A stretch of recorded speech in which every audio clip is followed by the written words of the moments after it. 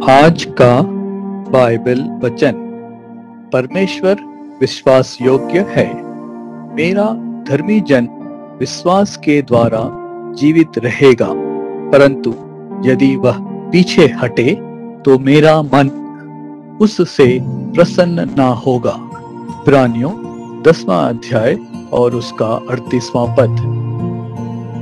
England के Bristol नामक स्थान में परमेश्वर के एक भक्त जन जॉर्ज मुल्लर का एक अनाथालय था। उसमें वे लगभग 1500 अनाथ बच्चों की देखभाल करते थे। उन्होंने अपने कार्यालय के सदस्यों को यह सख्त आदेश दिया था कि वे किसी से भी धन की मदद ना मांगे और अपने आर्थिक जरूरतों को किसी से ना कहें। यह अनाथालय केवल विश्वास के आधार पर ही चलाया जाए। एक सुबह अनाथालय में बिल्कुल भी भोजन नहीं था, और अगर थोड़े पैसे भी मिलते तो दुकान से लाकर खाना पकाने और बच्चों को परोसने से पहले ही बच्चे भूख से बेहोश हो सकते थे। ऐसा मुल्लर जी को बताया गया।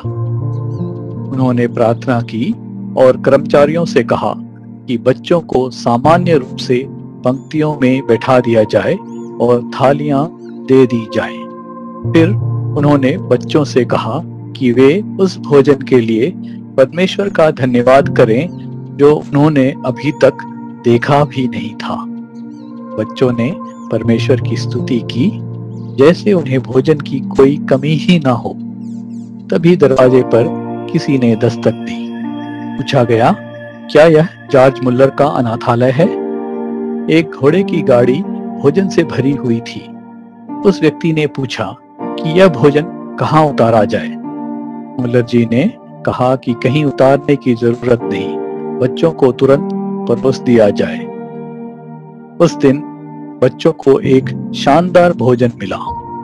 असल में हुआ यह कि पास के गांव में विवाह भोज की तैयारी हुई थी, पर अचानक दंपति के एक रिश्तेदार की मृत्यु हो जाने से वह भोज रद्द कर दिया गया। अब उन्हें समझ नहीं आ रहा था कि इस तैयार भोजन का क्या करें। तभी किसी ने सुझाव दिया कि यह भोजन मुल्लर जी के अनाथालय को दे दिया जाए। जॉर्ज मुल्लर जी ने एक बार बताया कि वे यह सब इसलिए कर रहे हैं ताकि इस संसार को दिखा सके कि परमेश्वर एक विश्वास योग्य परमेश्वर है और वह अपने विश्वास करने वालों की देखभाल करते हैं।